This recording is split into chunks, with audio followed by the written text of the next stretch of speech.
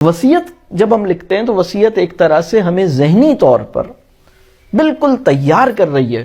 وصیت ہمارے ساتھ غیر معمولی کام کر رہی ہے. ایک تو ویسے ہی رائٹنگ کے بارے میں جو ریسرچز ہیں وہ یہ بتاتی ہیں کہ رائٹنگ جو ہے وہ آپ اپنی سیلف سے کلوزسٹ ہوتے ہیں جب آپ لکھ رہے ہوتے ہیں. رائٹنگ جو ہے it brings you close to your own self, your actual self. بڑی عجیب. اور رائٹنگ اٹ سیلف ایک طرح کا معرفت نفس کا ایک تجربہ ہے ایک کسی لیول پر. اور جب آپ وصیت لکھ رہے ہیں تو پھر تو آپ کمال, یعنی اس سے بڑھیا بات آپ کیا لکھ سکتے ہیں. مطلب رائٹنگ کا اس سے زیادہ سیکرٹ اور عظیم کہہ لیجئے کام کیا ہو سکتا ہے کہ انسان اپنی وصیت لکھ ڈالے. یعنی اس سے بڑی رائٹنگ تو ہو ہی نہیں سکتی نا کسی بھی انسان کی. آپ کے قلم سے جو سب سے بڑھیا چیز لکھی جائے گی وہ آپ کی وصیت. اس کے کمپوننٹس کیا ہو سکتے ہیں؟ اس کا پہلا کمپوننٹ جو اس میں ہونا چاہیے یہ اعترافات سے شروع ہونا چاہیے. اعتراف کہتے ہیں کہ آدمی اس بات کو تسلیم کرے کہ وہ حق ادا نہیں کر سکا. ہم میں سے کوئی یہ دعویٰ کر سکتا ہے کہ ہم نے سب کے حقوق ادا کر دیے؟ تو اعتراف جو ہے, اعتراف اور اعترافات کے ساتھ معافی کی درخواست, ان تمام لوگوں سے معافی کی درخواست کہ آپ لوگ مجھے معاف کر دیجئے گا. لاسٹ ڈے بھی آپ کا اسی طرح گزرنا چاہیے. لاسٹ ڈے جو ہے, لاسٹ ڈے کے اندر آپ کو توبہ کرنی ہے, آپ کو معافی تلافی کرنی ہے. بلکہ توبہ بعد میں کرنی ہے, معافی تلافی پہلے کرنی ہے. پہلے آپ نے لوگوں سے معافی تلافی کرنی ہے, سب سے جا کے سب سے معافی تلافی کرنی ہے, توبہ کرنی ہے اور استغفار کرنا ہے. تین الگ کام ہیں. استغفار الگ چیز ہے, توبہ الگ چیز ہے. ابھی ہم اس کی ڈیٹیل میں نہیں جا رہا. لیکن اسی طرح جب آپ کا جو وصیت ہے اس میں آپ کے اندر ایک احساس ہے کہ میں اپنی زندگی کو اس طرح نہیں گزار سکا جیسا گزارنے کا حق تھا, میں اپنے معاملات اس طرح نہیں رکھ سکا جیسا مجھے رکھنے چاہیے تھے. اس کو اعتراف کرے, یعنی اس کو ایکسیپٹ کرے, اور پھر لوگوں سے معافی کا خواستگار ہو. معافی وہ لوگوں سے کہے کہ بھائی آپ لوگ مجھے معاف کر دیں, تو میری درخواست ہے آپ مجھے.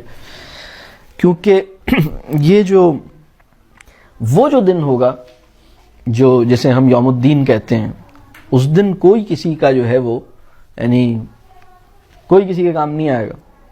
یوم یفر المرء من اخیہ وامہ وابیہ وصاحبتہ وبنیہ. تو یہ جو ہے نا, آپ یعنی کوئی شوہر بیوی شوہر کے کام نہیں آئے گی, ماں بیٹے کے کام نہیں آئے گی, بیٹا ماں کے کام نہیں آئے گا, بھائی بہن کے کام نہیں آئے گا, دوست کسی کے, کوئی کسی کے, دنیا میں کسی کو کسی سے محبت کا جتنا بڑا بھی دعویٰ ہو, اس دن ہر انسان بالکل صرف اور صرف اپنی فکر ہوگی. آپ امیجن کریں کہ وہ دن کیسا ہوگا جس دن ماں کو بیٹے کی اور بیٹے کو ماں کی فکر نہیں ہوگی, بالکل بھی نہیں ہوگی, بالکل بھی نہیں ہوگی. آپ سوچیں وہ کیسا دن ہوگا. تو اسی دنیا میں ہم معافی لوگوں سے لے لیں, مانگ لیں. دوسرا پوائنٹ اس میں جو بہت اہم ہے وہ یہ کہ ہمارے جو فائنینشیلز ہیں, فائنینسز ہیں, ہمارے مالی معاملات ہیں, واجبات ہیں, جو بھی کسی قسم کے, اور وہ مالی واجبات بھی ہو سکتے ہیں, اور کسی نے کوئی کام کہا ہوا تھا, آپ نے کسی سے وعدہ کر رکھا تھا, میں آپ کے لیے یہ کیا کروں گا, میں آپ کو ٹائم دوں گا, میں آپ سے وزٹ کروں گا, میں آپ کے گھر آؤں گا, میں آپ کے ساتھ یہ کروں گا, میں آپ کو لے کے چلوں گا, میں آپ کو فلاں کام کر دوں گا آپ کا. تو واجبات, یہ سب واجبات ہیں. مالی واجبات بھی ہو سکتے ہیں اور اورل کمٹمنٹس بھی ہو سکتی ہیں دوسری فارم میں. نان فائنینشیل کمٹمنٹس اور لائبلٹیز یا آبلیگیشنز ہو سکتی ہیں نا. آپ نے کسی سے کہا کہ میں تمہیں یہ پڑھاؤں گا, آپ نے کسی سے کہا میں تمہیں یہ دوں گا, آپ نے کہا میں تمہارے ساتھ چلوں گا, میں تمہارے گھر وزٹ کروں گا. اس طرح کی بہت سی باتیں ہم نے کی ہوتی ہیں. تو ان کو ریکال کر کے جو آپ کلیئر کر سکتے ہیں کہ بھائی میں یہ نہیں کر سکا, اور جو مالی معاملات ہیں ان کو کلیئر کریں, اس میں بتائیں کہ بھئی یہ اس کا دینا ہے, یہ اس کا دینا ہے. وہ دینے والے معاملات کم از کم کلیئر کریں.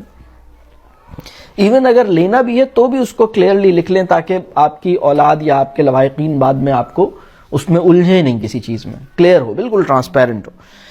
دوسری بات, یعنی تیسرا پوائنٹ جو ہے وہ ہے ضروری ہدایات اور نصیحتیں. یہ جو ضروری ہدایات اور نصیحتیں ہیں یہ تدفین سے متعلق بھی ہدایات ہو سکتی ہیں جو آپ لوگ بتا رہے تھے,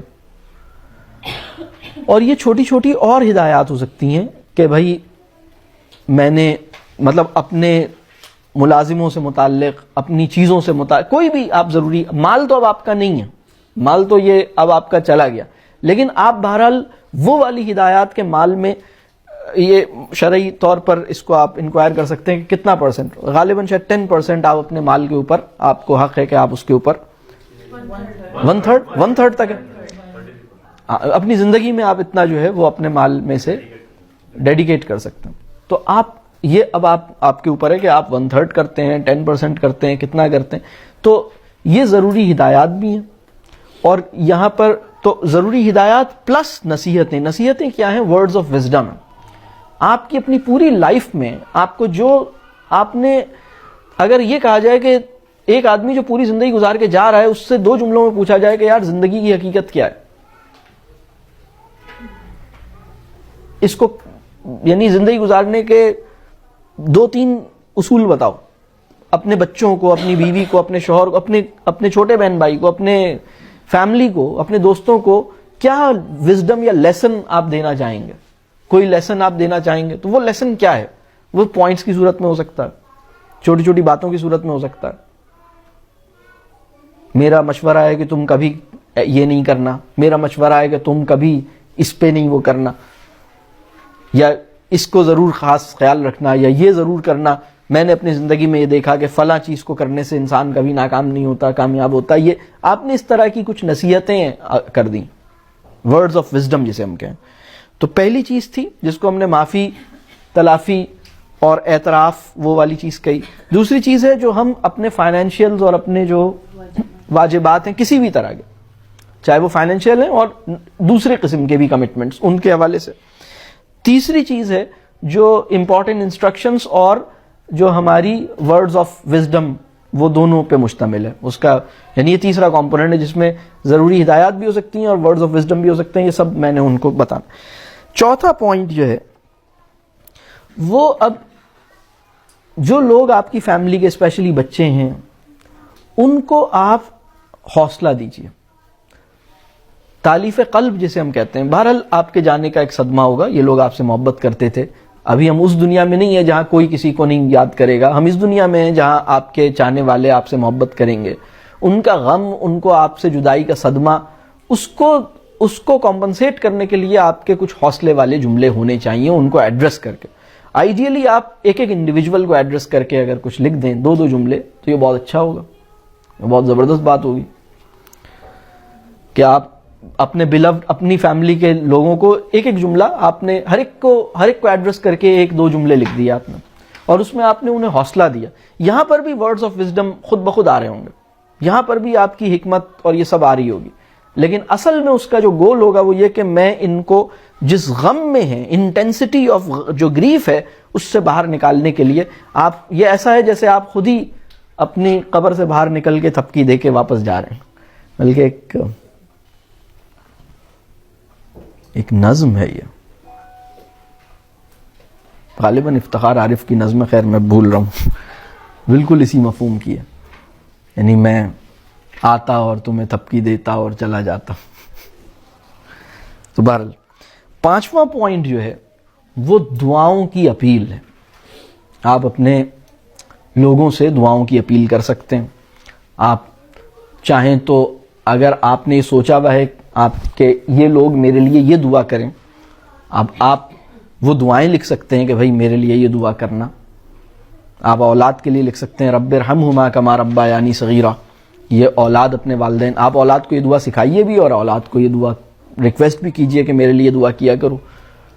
یعنی رب ارحمہما کما ربیانی صغیرا، اے میرے رب، اے ہمارے رب، ہماری والدین پر اسی طرح رحم فرمائیے جس طرح انہوں نے مجھ پر رحم فرمایا تھا جب ہم چھوٹے تھے.